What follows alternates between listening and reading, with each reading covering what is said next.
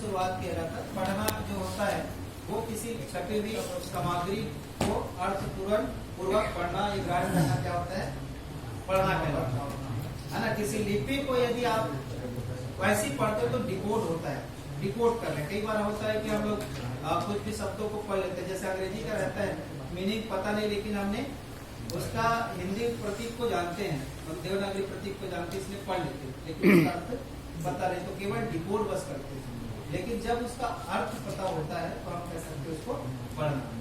फिर हमने संतुलित भाषा शिक्षण में जो 4 खंड रूपरेखा बताया गया है, 4 खंडी रूपरेखा,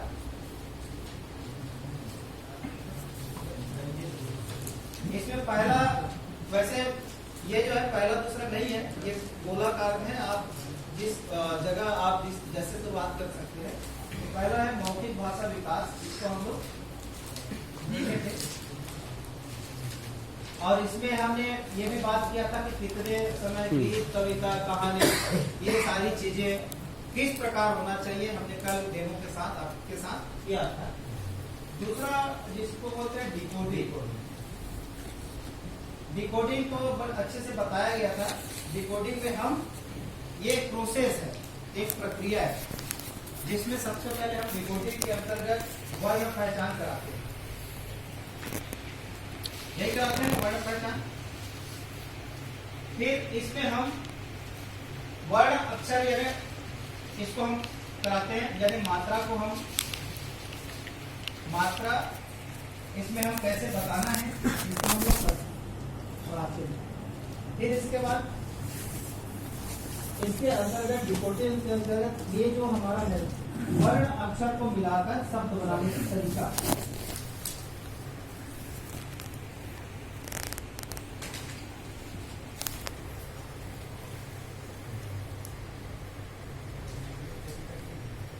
और इसके बाद शब्द पहचान। ये जो चीजें हैं, यहाँ तक हमें बच्चों को सिखा देंगे तो शब्द पहचान के बाद, यानी शब्द पठन के बाद पहचान, शब्द पठन पहचान, ये 4 गतिविधियां हम बच्चों को सिखा दें तो बच्चा जो है अनुच्छेद वाक्यों को अच्छे से पढ़ लेगा। अब इसमें वर्ण पहचान में जो चरण रखा गया है, जैसे शिक्षा जी ने जो चरण बताया था, तो वर्ण पहचान के लिए क्या करेंगे, सबसे पहले ध्वनि की पहचान बच्चों को होना चाहिए, और उस ध्वनि के साथ में क्या होना चाहिए, उस प्रतीक का भी उसको ज्ञान होना चाहिए। तो ये हमने वर्ण पहचान में जैसे ग, म, ल ऐसा बताया गया है ना। तो इसमें यदि पहली अक्षर गा है तो आप अंगूठा लगा के वीडियो देखे होंगे, नहीं है तो कुछ काम नहीं। तो ऐसी कई गतिविधियां निकालते हैं, कई लोग ऐसा भी कराते हैं, वो भी बहुत सार्थक है।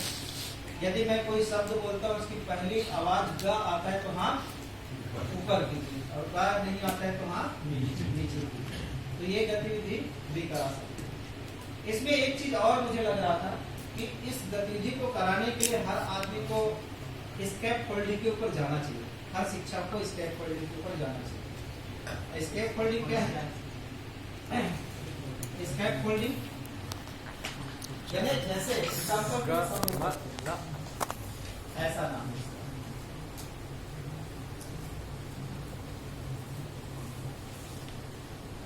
ये वाई सिटी अमेरिका के विद्वान ने उन्हें एक बात कही, क्योंकि इसमें जो है 3 चीजें होती है। इसमें होता है आई डू, दूसरा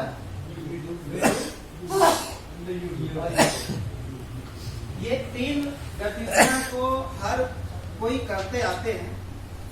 आई डू मतलब मैं करता हूँ, वी डू मतलब हम करते हैं, और डू डू मतलब तुम। तो एक शिक्षक यदि बोलता है, जैसे मान लीजिए एक उदाहरण है, किसी शब्द की पहली आवाज में गा आता है तो हाथ ऊपर करना है, यदि नहीं आता तो सामने करना है। तो चलो मैं करके बताता हूँ, है ना, आप लोग ध्यान से देखिए।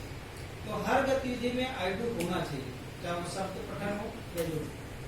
तो शिक्षक करके बताता है, उसके बाद बोलते हैं चलो मेरे साथ आप लोग, मैं जो शब्द बोलूंगा उस पे यदि आएगा तो हाथ ऊपर करेंगे, नहीं आएगा तो सामने करेंगे। शिक्षक और बच्चे एक साथ करते हैं। फिर शिक्षक जो है उस शब्दों को तोड़ मरोड़ के बोलता है, एक पैटर्न बोलते हैं, उसके बाद पैटर्न से हटा देते हैं। शुरुआत गमला से कर रहे हैं तो दूसरी जगह वो कदम से चालू कर देते हैं। तो इस तरह की